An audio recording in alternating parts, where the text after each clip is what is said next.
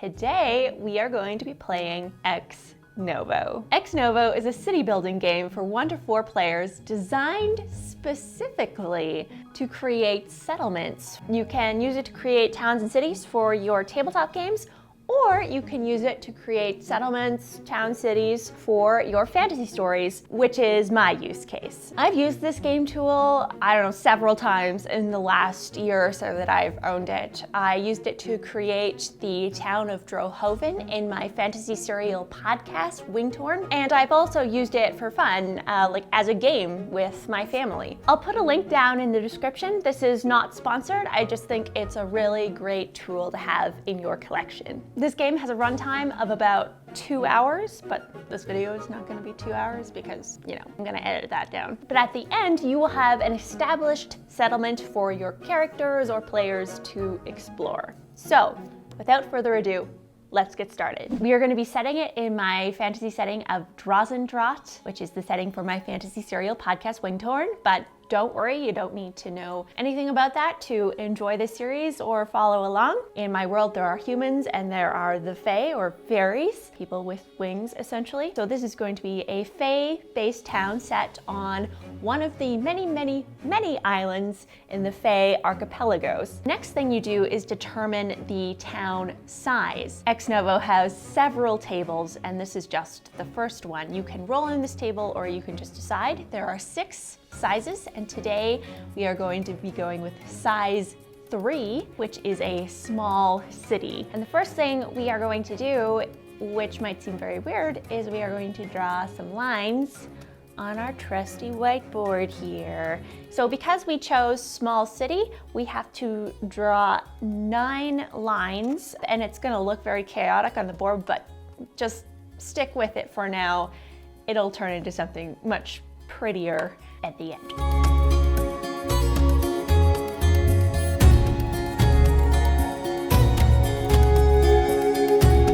We've got our lines drawn, and we've also set aside some citizen tokens here. We have 8 citizen tokens because we are building a small city. Now, the next step is to choose how old our city will be, how many rounds we're going to do on the game. I am choosing, again, size 3, which is a grown city, which means we will have 10 development phases. Now we're getting to one of my favorite parts of the game, which is the founding phase. We will be determining the geography of the region and putting it on our map here, so it's not just a bunch of squiggly lines. So the first thing you do is roll in the major geography table. I already know that this is going to be on an island, so we're gonna skip that and go to the second table, which is terrain features. Favorite part. We're going to roll 4 times on this table and determine what are the environmental features that are on this map, and then we're going to draw them on. Here we go. Number 1. 8 is a lake. So we're going to roll all these first and then pick places for them to be. So we have 1 lake. What else do we got? 7, a river. Okay, makes sense, makes sense. A lake and a river. What is 4, mountains. Okay, mountains, river, a lake. This is gonna be a very beautiful island. And the 4th thing is hills. Sure, lake, river, mountains, and hills. All right, I'm gonna put that on the map.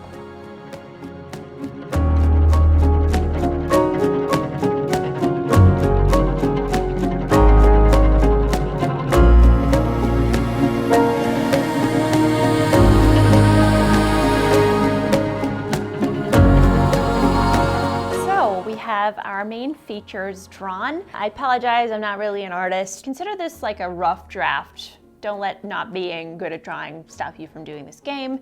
Clearly, it's not stopping me. I've put the coastline down here to show that we are on an island. We rolled mountains, so I've put them up here. Hills, hills go by the mountains.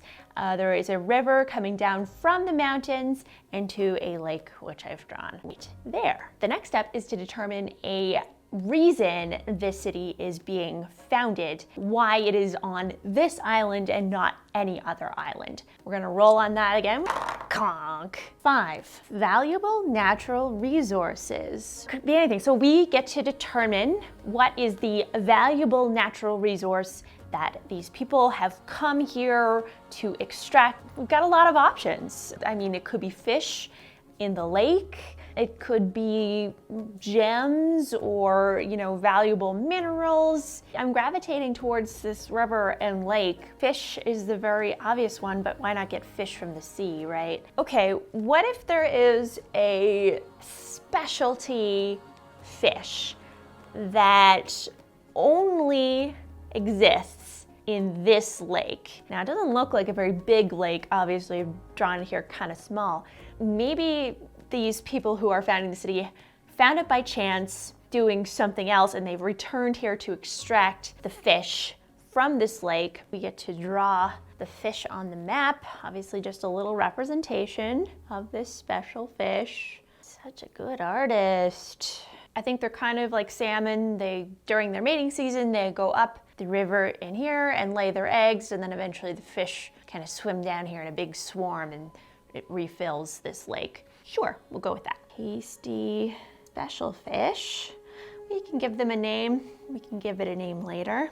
And put 2 power tokens. You don't have to use this when you're playing the game. I may or may not use them correctly, so whatever. So we've determined what is valuable about the land.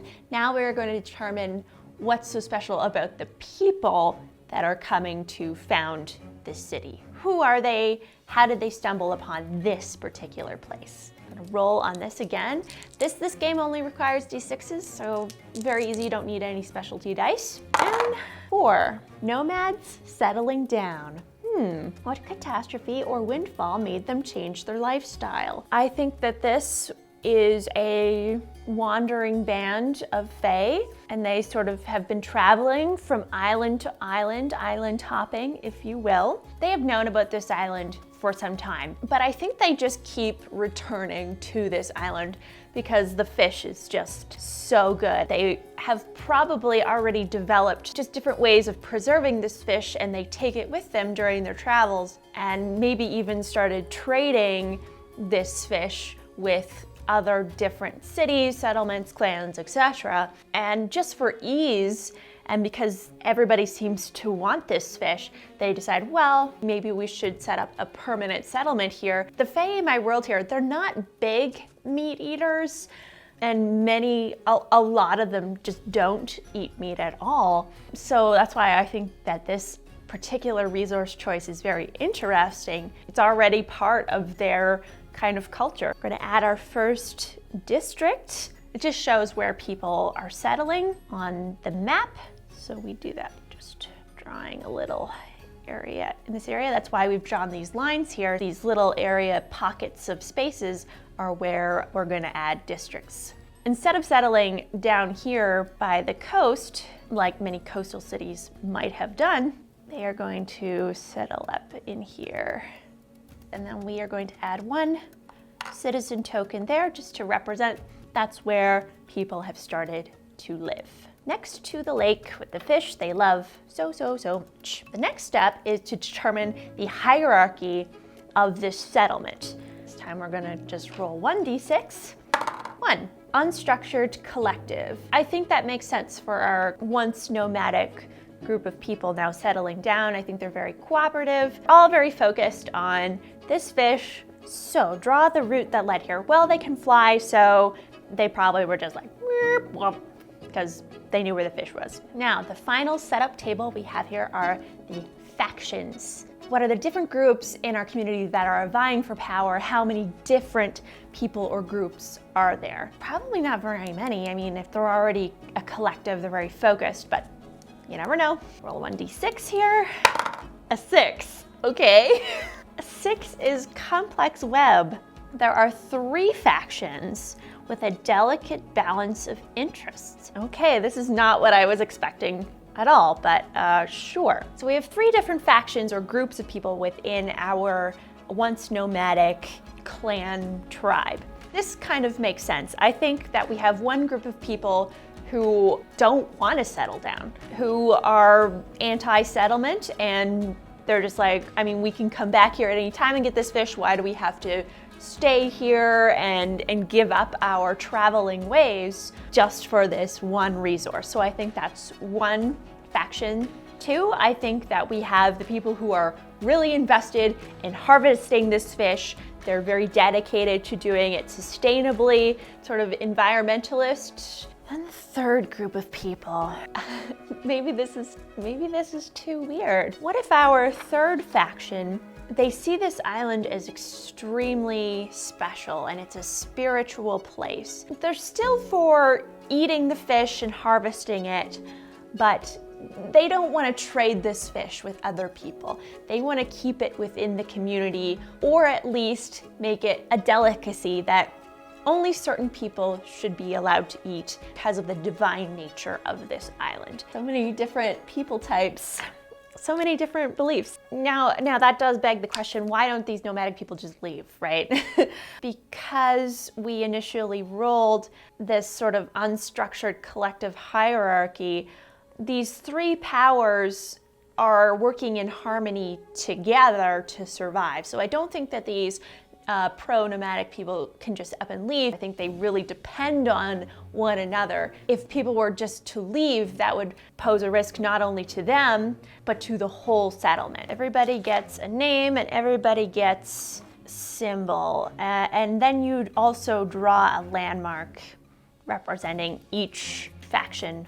It's like a Nordic rune just to represent wings. The spiritualists give them like waves and a circle. See, this doesn't have to be very fancy. And the fishers, let's do a circle, kind of like a fishing rod. Let's say that's their symbol there. And now we are finally ready to create the history of our Fae Fisher town. We're going to create the events by rolling 3 d6s here. Now, it's very important that your 3 d6s, your 3 six-sided dice, are different colors, because the tables we are going to be rolling on, the ordering that you roll in matters. So for example, I think I would like my red dice to go first, then my yellow, and then my blue.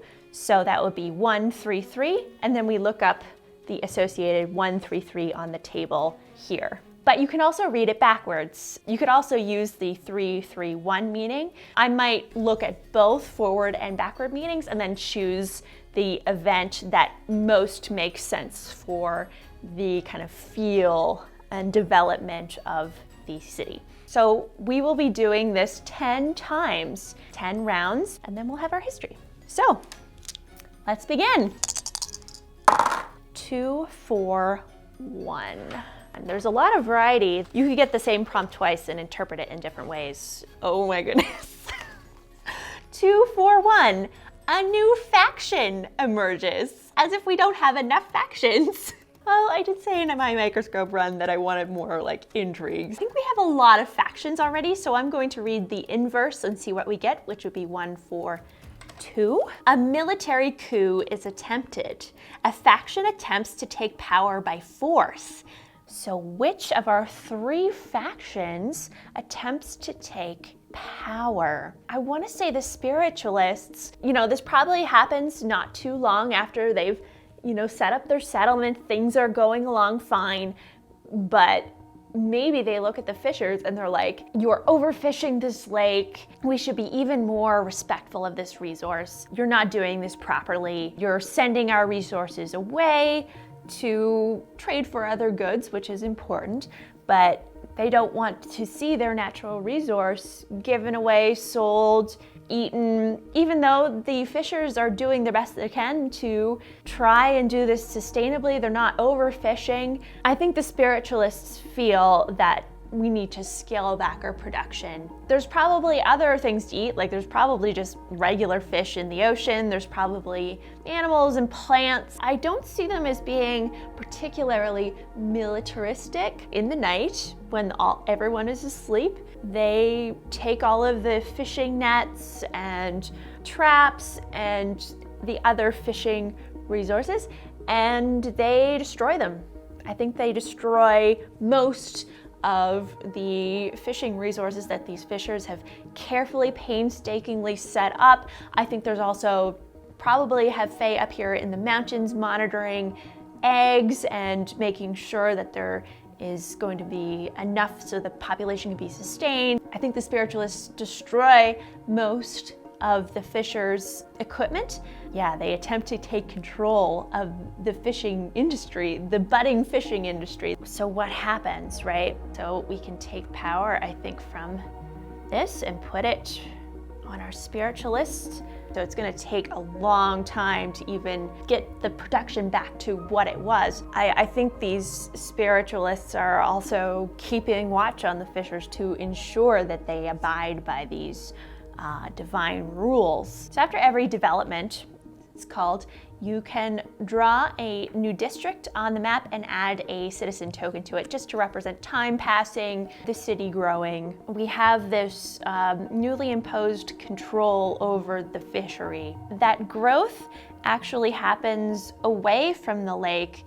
We have people who are like, yeah, you're right, we shouldn't be relying so heavily on this fishery. We need to develop other ways to sustain ourselves and to hopefully reestablish trade. I think that we get a new district over here.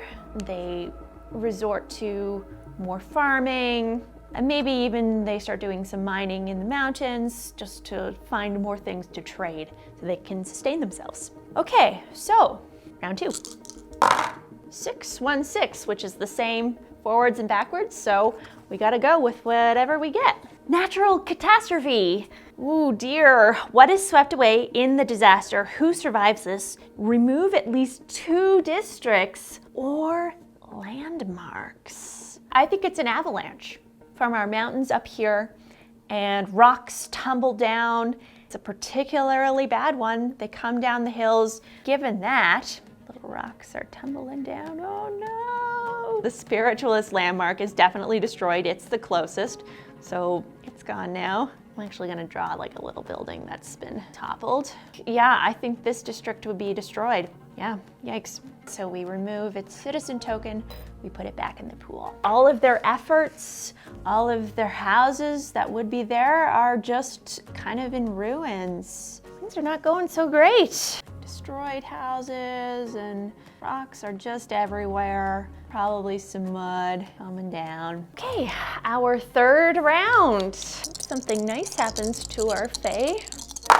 1, 5, 1. A time of peace. Well, I get what I wished for. After this avalanche, well, I think it would be very easy for the spiritualists to interpret this as the island is alive.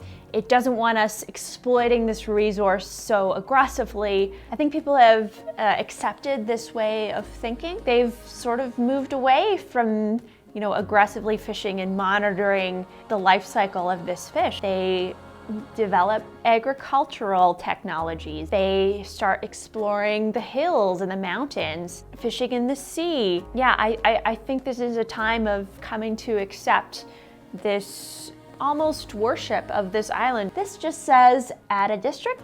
Well, we'll add it here. Didn't grow the city last time. I didn't think that that was appropriate since a bunch of it got destroyed. We can now optionally add another district to represent growth of the city. I think we should do that this time. I'm gonna add actually up here to represent moving away from the fisheries, exploring other options. Easy enough? Okay. That is 4, 1, 2, or 214. 412 is a great joy, or 214 leadership vacuum. I think this is more interesting. So we've already had a time of peace, so I think we're done with that. We've had enough peace. Let's get some conflict. 214 is leadership vacuum. Remove a faction. Well, some time has passed. I don't know how much time, maybe a generation or so. They've been here long enough that the fishery is still present. There's very heavily controlled trade going on with the fish, but that is under the eye of the spiritualists now. The pro-nomadic people, there would be nothing that is keeping them from leaving. I think that enough time has passed, enough diversification of skills has happened that the people who have left have probably left, or that desired is just no longer there because, you know, they have enough bounty here. They're farming, they're strictly fishing. They have everything that they want here, so why leave the safety of this island? So I think that the pro-nomadic people are, that kind of fades away. So we remove a faction, we take the card away, bye-bye, see ya. And we put its power token, we can kind of redistribute this how we want. I think it just makes sense for it to go, I think it makes sense to go on the spiritualists. I think people are living in harmony with the island. That's why they want to stay. That's that. Okay, our fifth one. We are halfway finished. See, the game goes pretty quickly. That is 5-5. Again, the same forwards as backwards. Very harmonious. A majestic new bridge. Where does the material come from? Who suffered building it? At a landmark. Where would our bridge be? I think that the debris from the avalanche, however long ago that would have been, I think it's been kind of sitting here. This area has just been so heavily destroyed. There's still ruined houses here. These people are Fae. Why do the Fae need a bridge when they can just fly, right? It can't just be a regular old bridge across some water. And I mean, the Fae can only fly so far before you would realistically get tired. It's like running. I actually think this is more of a zip line, because why run when you can drive is, I think, the mentality that they develop. Some poles are constructed, some rope, some lines are drawn just for quick transport across the island. I'm thinking of this kind of like a bus line or a train line, right? Except it's for our Fae. So I think we have, I'm just kind of roughly drawing these here. I think we have one there, and I think we have one there. I think we would have one up here. I think that our spiritualist headquarters has gotten a lot bigger to represent its power.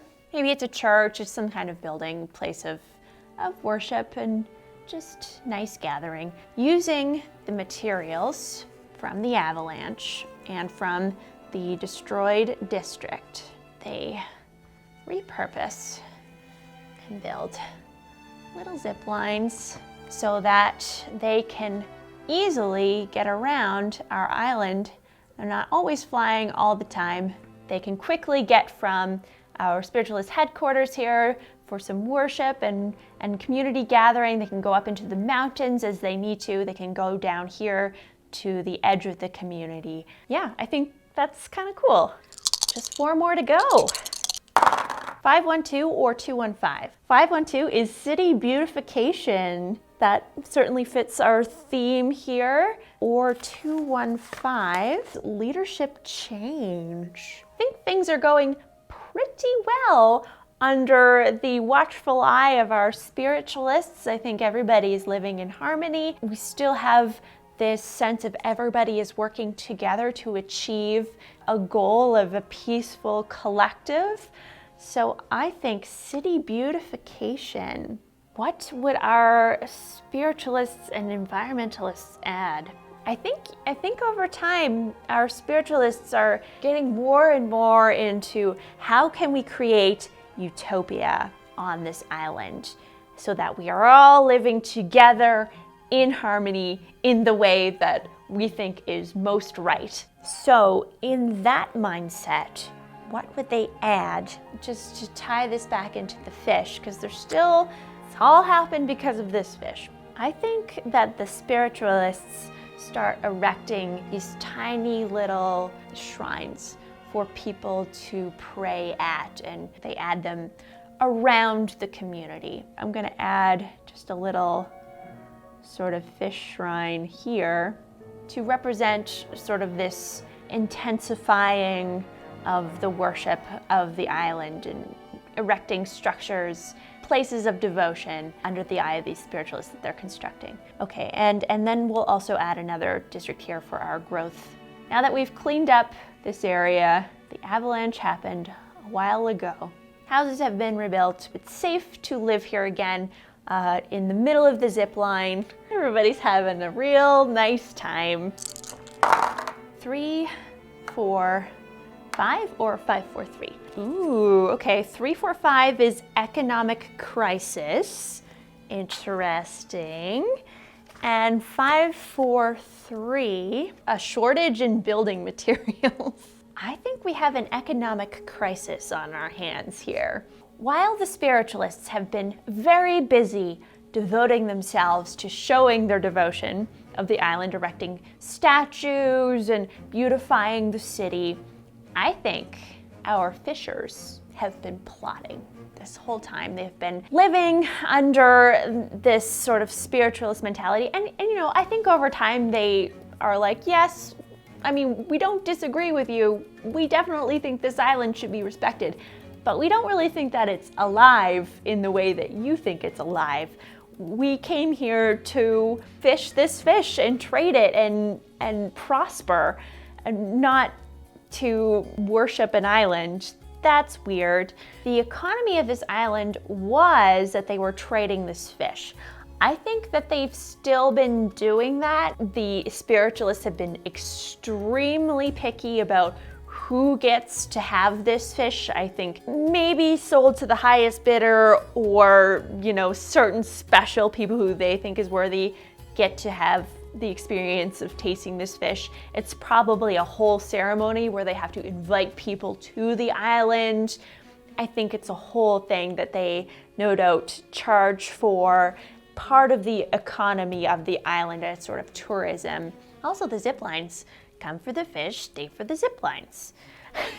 That's what it would be if it were a tourism campaign. So I think these fishers have been plotting, and I think they do something to sabotage the experience that our outsiders would have when they come to the island to experience the divine tourism. And they've probably been secretly up in these mountains reestablishing their kind of operations up here, monitoring fish eggs.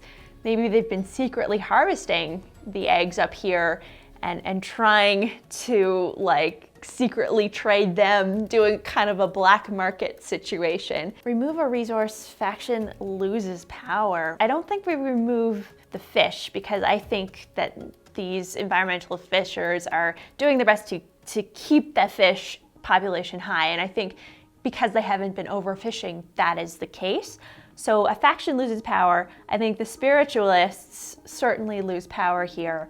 The fishers wouldn't want to do anything to hurt the fish, but they want to contaminate the experience that the spiritualists are offering so that they can undermine this divine power that they think that exists here. So I'm not quite sure how to represent this on the map. I actually think instead of removing a resource, we remove a landmark, which is this fish shrine, to represent that this tourism, this experience is tainted. If we were to make this like a scene, you know, we have important dignitaries coming from off island. They come here, they're expecting this elaborate ceremony where the fish, you show them the fish, they are prepared in a very special way and delivered on a special platter, and maybe there's songs and there's a whole ceremony around this.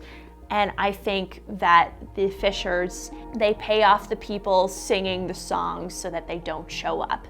They steal all of this special silverware that the fish would be presented on. If there's instruments and music, they sabotage the instruments and things like that are not related to, you know, harming the fish in any way. It's about the experience, dimming this experience to get under the spiritualist's skin. So I've just removed this landmark just to represent that they kind of are messing with this experience. But the spiritualists are still very much in control here. It's just that their authority has been undermined just a little bit. Okay, just 3 more turns. Wow. 5, 5, 5. But before we do that, we gotta do growth. I keep forgetting to do the growth phase. Actually add a district up here in the mountains to represent their plotting and that they've been secretly fishing and monitoring the fish eggs that are up here in the river. 555 was our roll. I always forget to do the growth phase. I just get so into interpreting the events. It's your city, you can play this game how you want to. Higher density buildings. Increase the density of a district. What makes the most sense is here, this was the original place of founding. Whether you're worshiping this fish or you're eating this fish and not thinking that it's divine, this is still the desirable spot to be. The fishers did manage to undermine the spiritual authority that the spiritualists have over this island. This island still holds sort of a mysticism, and that attracts maybe newcomers come to the island. I think that there's just a natural growth here. You just want to be near the fish. You just want to be where the action is. So this area just gets more densely populated. That makes sense. That was the development of that. Now we can add optional growth, which I think we do, especially this turn, just to represent the growth of this city. And let's add it down here. I think that makes sense. Maybe the spiritual tourism has dimmed a little bit, but people still want to come here. People are still very interested in the island. All right, we have 2 turns left. We have nearly established our little settlement here. Quite rich in culture and delicious food, or spiritual food that only can be eaten by a select few. A lot of interesting areas that you could dive deeper into if you were going to set a story here, or if you were a tabletop gamer, you wanted to explore this area. A lot of rich little nooks and crannies that you could really dive deeper into in a longer, more involved session. But we're just here to sketch everything out. So let's get back to it. 3, 2, 5, or 5, 2, 3. Okay, so 3, 2, 5 is a new trade route is established, or 5, 2, 3 is a palace of worship. Okay, let's go with the trade route because I think people are already gathering in this place to worship, and the whole island is technically placed. So it would make sense that we're already getting pilgrims. People are attracted to maybe live here, to visit here. Our tricky fishers up here, I think that they have found a way to harvest the fish eggs. Not a ton, but I think they're kind of skimming some fish eggs up here and trading them to whoever is buying them. They're not being as picky as the spiritualists about this is divine and so only certain people should be eating it.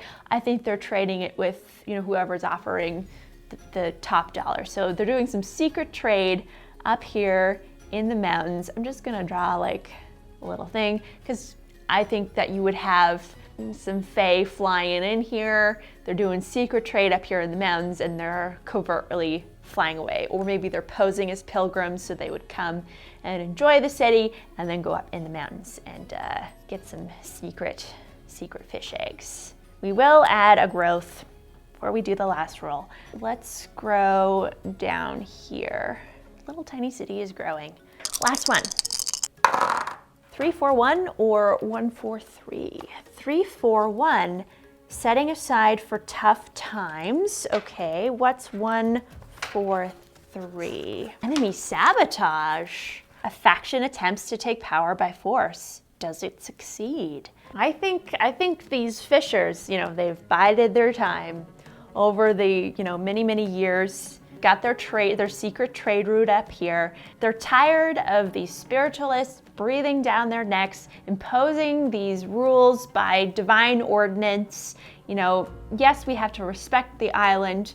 You're the ones telling us what to do, and that's not right. We were once a collective. We were once of one mind, and this fish has really, what was supposed to bring us together has really torn us apart. We should be able to fish sustainably, but also not be controlled by people who have no idea how fishing works and think that the fish has an extreme divine power. These fishers, they definitely try to take control of the situation. Just like at the beginning, If you remember, the spiritualists, they came and destroyed all of, or almost all of the fishers' equipment. It's payback time, right? So these fishers, they've already kind of disrupted the religious ceremony of the fish. They don't want to sabotage the fish. I think that there is a gathering of pilgrims, and we have quite a lot of people here who are very interested in coming and enjoying this mysticism of the island that the spiritualists have kind of cultivated. So I think one day, the fishers, they stage a protest at the gathering hall, and they make their points. I don't think these people are naturally, violent, and I don't want to really introduce that into our beautiful city. But I do think they start dismantling the little shrines that there are around. They don't destroy the zip line. They bring it to a halt for a day or two as part of their protest. They set up around the lake, and they're making a lot of commotion, a lot of noise. They're just asking to be heard. The pilgrims, the newer people who've come here, they're like, whoa, we didn't really realize that there was another side to this issue. We didn't realize the complexity here. I don't know if things necessarily change. That's just an event that happens in time, but it says remove a resource. Well, again, the spiritualists don't really have a resource, and we're not removing the fish because they're important. I think we will finally remove this statue. The faction of the spiritualists is kind of diminished. The fishers make their points, and they have a bit of the upper hand here because they're controlling this fish egg trade. They wrestle control from the spiritualist managers and overseers that are imposing all these rules, but they're still there. They're not destroyed. This is just a struggle of power, and this is just one event in maybe a big long line of events that are happening in our little city, in our little island. Now, is that the end of the story? Definitely not. We could continue here and create more events. We could get deeper into the faction, but that brings us up to the 10th round and the end of the development. And now we top off the development with a couple of more finishing touch steps. Now we have put all of our citizen tokens out. We have the city population more or less where we want it. We did say that we were building a small city, so I think what we will do, just to represent the influx of people, the tourism, the interest in the island, we'll just add, a couple of little houses down here. People coming and enjoying our little civilization, our little town. There is also a rule where you can name features of the map. Now we still have to name our island. I think that it would be named after the fish. This whole city has been all about the fish, eating the fish, worshiping the fish. So it only makes sense. I decided to name the fish Diagula in the Fey tongue, which will translate to be like an exalted fish or divine fish. And the name of the settlement will be Diagulia. Lo Diag is the lake, Tapadiag is the river, and Diagdia Isle is the isle. Well, that brings us to the end of this session. Thank you so much for watching. I hope you enjoyed it. I hope it inspired you to create your own cities and towns and settlements using this method. I'll put the link in the description below for Ex Novo. If you want to learn more, experience more about my Fae people, you can listen to my fantasy serial podcast, Wingtorn. And if you want to support my work, head on over to Patreon. I'll put the link in the description. Or stick around and click here to watch my solo microscope run, where you can watch me develop even more of the history of this fantasy world.